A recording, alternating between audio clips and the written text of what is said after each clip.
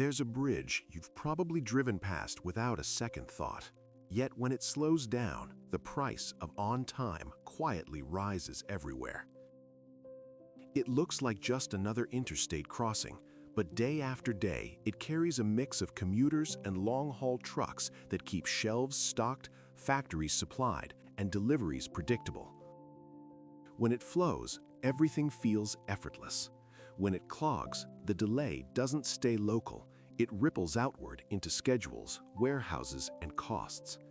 This is the story of how a single river crossing became a national choke point and why fixing it is about much more than pouring concrete or painting steel. The Brent Spence Bridge sits between Cincinnati, Ohio, and Covington, Kentucky, right where two major interstates converge and push traffic through the same corridor.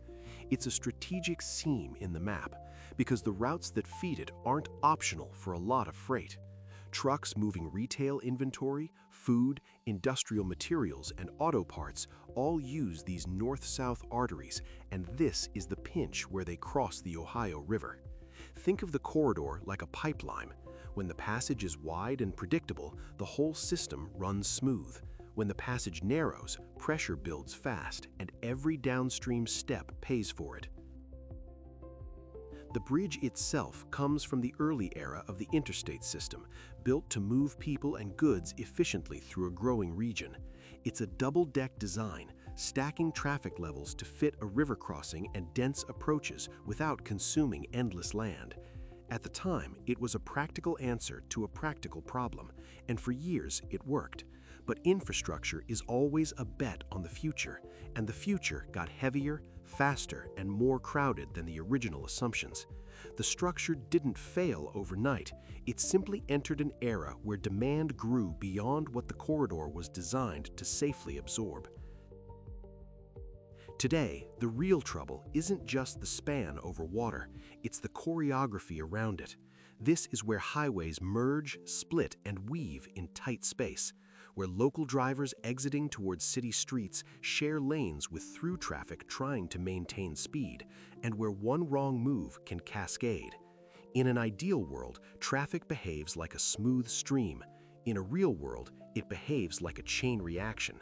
A single brake tap becomes a wave becomes a slowdown becomes a stop. And because the ramps and lanes are close together, there's less room to recover once the rhythm breaks.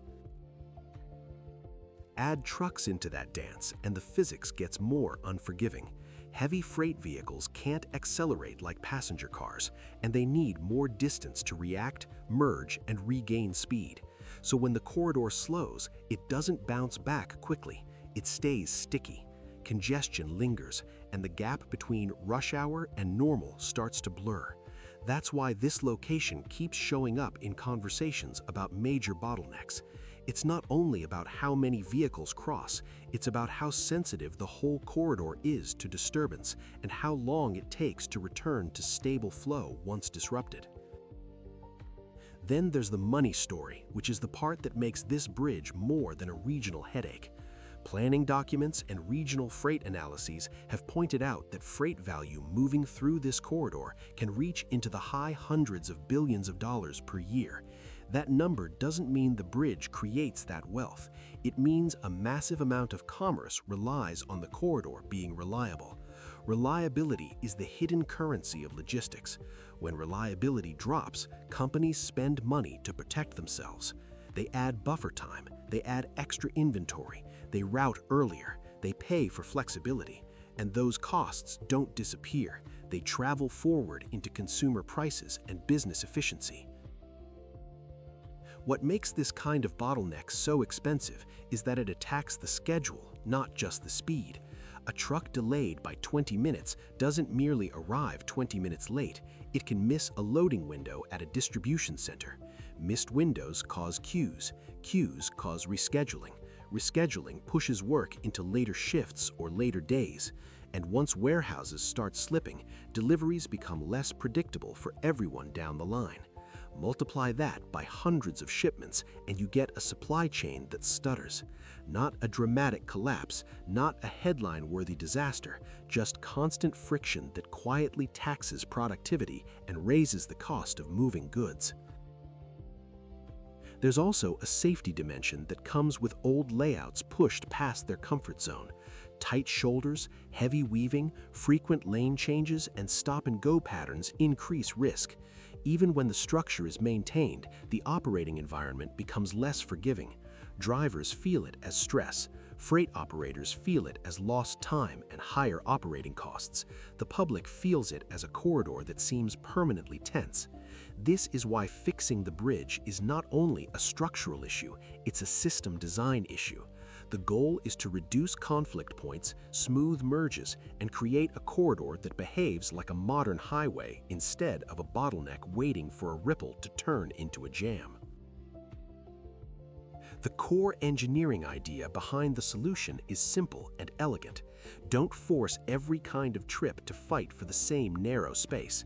Build a new companion bridge and reorganize the corridor so through traffic can move with fewer disruptions, while local traffic can access exits without cutting across heavy freight flows at the worst possible points. In other words, separate movements that don't belong together. The bridge is the symbol, but the real work happens in the approaches, the ramp geometry, the interchange redesign, and the way lanes are assigned so drivers can make decisions earlier and more safely. But upgrading live infrastructure is like repairing an engine while the car is still moving. You can't simply shut down a critical interstate corridor for months and call it a day. Construction has to be phased, lanes have to shift, temporary patterns must remain understandable, work zones must protect crews working inches from fast traffic, utilities have to be relocated and coordinated, detours have to avoid breaking neighborhoods and local access. Every step is a balancing act between progress and continuity because the entire purpose of the project is to keep the corridor functioning while it's being rebuilt. That reality is why megaprojects feel slow from the outside. People see cones and wonder why nothing changes.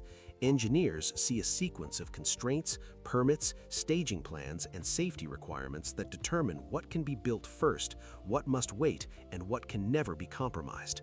In a tight urban corridor, space is currency.